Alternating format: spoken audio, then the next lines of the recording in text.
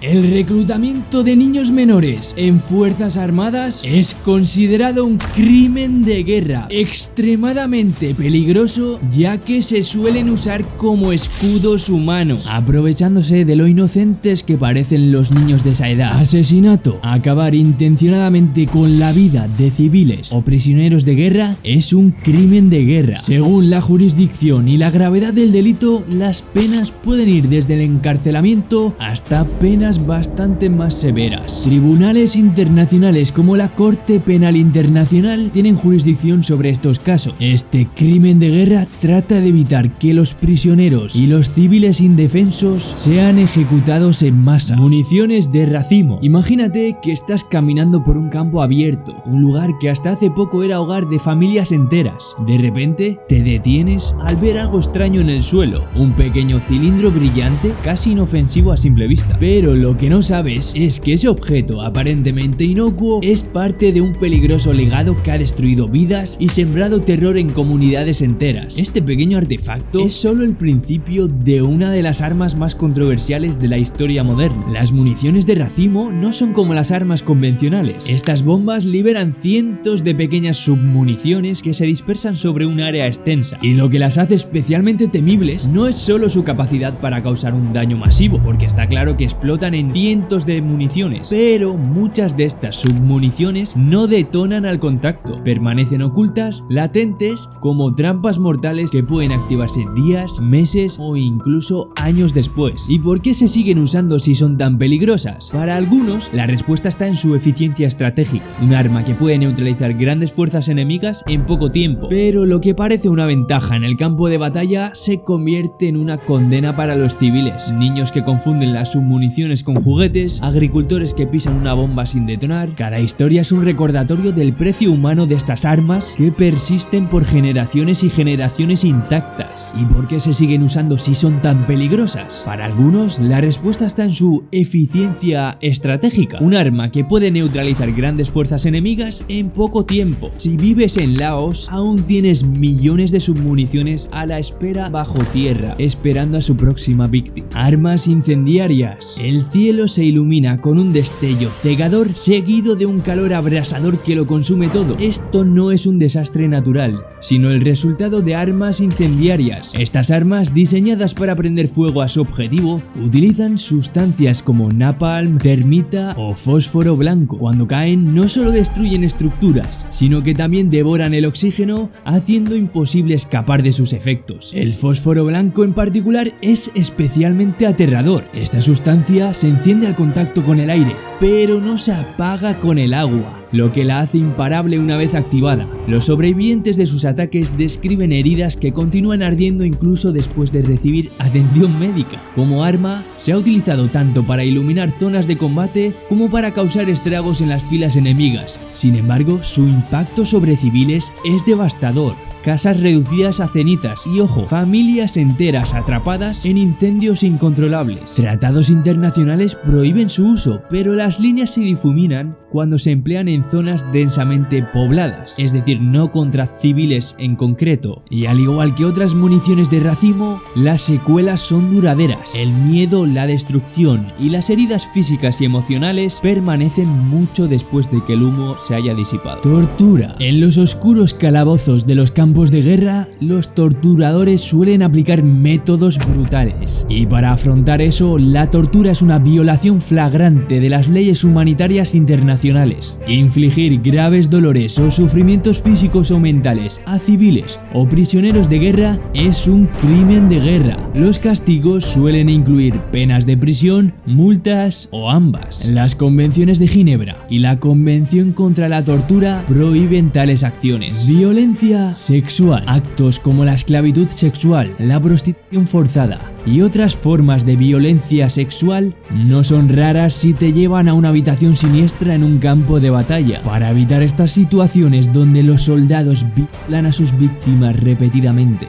y las dejan con cicatrices no solo físicas sino emocionales, el Estatuto de Roma de la CPI los reconoce como crímenes de guerra. Ataques a periodistas y personal de los medios de comunicación. Una táctica de esta época de la información es silenciar a los periodistas con violencia brutal. Asesinados, secuestrados o amenazados, se les impide contar la verdad para que el mundo quede ciego a las atrocidades, permitiendo así que los crímenes se oculten y la justicia nunca llegue. Reclutamiento de combatientes por fuerza o fraude. Forzar o engañar a individuos para que se unan a fuerzas o grupos armados es una violación del derecho internacional, al igual que la limpieza cultural. El objetivo de esta atrocidad suele ser intentar eliminar la memoria y el legado de todo un pueblo o una sociedad. La limpieza cultural es un ataque directo y planificado que consiste en destruir templos, monumentos y cualquier símbolo que represente una cultura, con el objetivo de borrar toda su existencia de la historia. Ataques a personal y centros médicos. La violencia deliberada contra hospitales, ambulancias y personal sanitario en conflictos armados viola el derecho internacional humanitario, ya que estos ataques impiden el acceso a atención médica, agravando todavía más las crisis humanitarias y constituyen un claro crimen de guerra. Deportación ilegal. El traslado forzoso de personas sin justificación legal en zonas de conflicto, especialmente cuando involucra desplazamientos masivos de muchísima gente, es un crimen de guerra. El Cuarto Convenio de Ginebra protege a los civiles de los territorios ocupados frente a este tipo de acciones. Ataques a civiles. En medio del conflicto, los civiles se convierten en víctimas indefensas. Las fuerzas armadas suelen atacar sin discriminación, causando muertes y heridas. Hospitales, escuelas y hogares son blanco de la violencia, y estos ataques deliberados contra la población civil o objetos de la población civil son crímenes de guerra. Uso de armas químicas. Sustancias tóxicas como gas sarín o cloro se utilizan para infligir sufrimiento y muerte indiscriminadamente en toda la población. Gracias a Dios, la Convención para la Prevención y la Sanción del Delito de Genocidio de 1948 prohíbe explícitamente su uso. Desplazamiento forzado. Comunidades enteras son expulsadas a la fuerza de sus hogares debido al conflicto. Los civiles huyen dejando atrás todo lo que conocen. Estas situaciones suelen ser tan duras que los convenios de Ginebra prohíben este tipo de acciones. Durante la guerra, las fuerzas armadas suelen saquear propiedades civiles, roban bienes, destruyen hogares y despojan a la población de sus pertenencias. Este acto también se considera un crimen de guerra, y las convenciones de La Haya y el derecho internacional consuetudinario prohíben el pillaje durante los conflictos armados. Ataques a objetos protegidos. Atacar intencionadamente edificios dedicados a la religión, la educación, el arte, la ciencia o fines benéficos, monumentos históricos, hospitales y lugares donde se recoge a enfermos y heridos, siempre que no sean objetivos militares, es un crimen de guerra. Las penas pueden incluir prisión, multas o ambas, y los convenios de La Haya protegen estos objetos o lugares durante los conflictos armados. Negación de los derechos a un juicio justo. Negar el derecho a un juicio justo y regular a las personas acusadas de crímenes de guerra es en sí mismo un crimen de guerra. Los castigos pueden incluir penas de prisión, multas o ambas, ya que el derecho a un juicio justo está consagrado en el derecho internacional de los derechos humanos. Servicio forzado de prisioneros de guerra. Se refiere a la coerción de prisioneros capturados para que realicen trabajos o servicios en beneficio de la potencia que los capturó. Esto incluye labores peligrosas o inhumanas y constituye una grave violación de las convenciones de Ginebra, que estipulan que los prisioneros de guerra deben ser tratados humanamente y no deben ser obligados a realizar trabajos que tengan relación directa con operaciones militares. Guerra biológica. La guerra biológica consiste en el uso de agentes biológicos como bacterias, virus o toxinas con la intención de causar enfermedades o la muerte en seres humanos, animales o incluso plantas. Este tipo de guerra es muy terrorífica,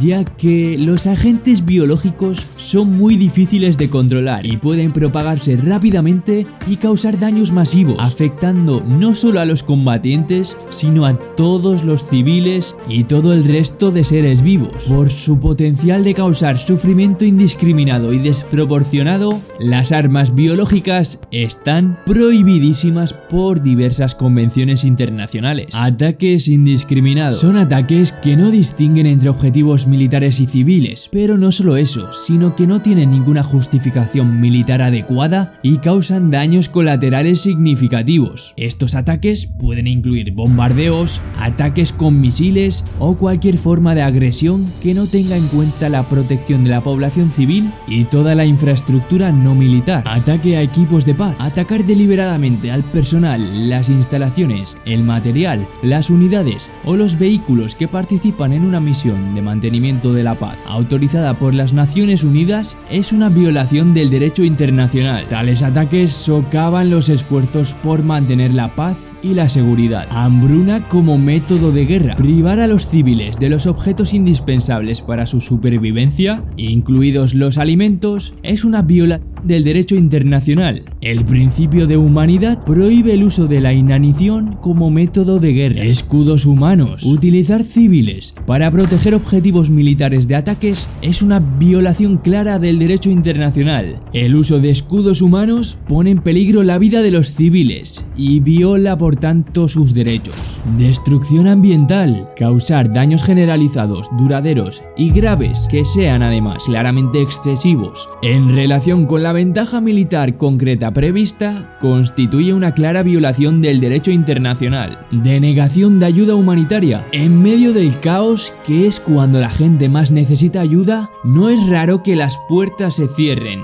y se niegue comida, agua y medicinas a quienes lo necesiten solo por no ser de tu mismo bando. Y esto condena a miles a una muerte lenta y dolorosa. Por eso, impedir la entrega de ayuda humanitaria es una violación del derecho internacional. Pero ¿qué hay de la complicidad en crímenes de guerra? No solo son los que cometen atrocidades culpables. Proporcionar recursos o información para facilitar estos crímenes de guerra es igual de terrible. Por ello, las personas que ayudan o instigan a cometer crímenes de guerra desde las sombras son consideradas penalmente responsables. El trabajo forzado convierte a personas en esclavos modernos, obligándoles a realizar tareas inhumanas, muchas veces bajo amenaza de violencia o muerte. Esto es muy común en tiempos de conflicto y no es solamente a los prisioneros, sino que los civiles también suelen ser explotados, constituyendo una clara violación del derecho internacional. No olvidéis apoyar este tipo de contenido suscribiéndoos y viendo este otro vídeo muy curioso que os encantará.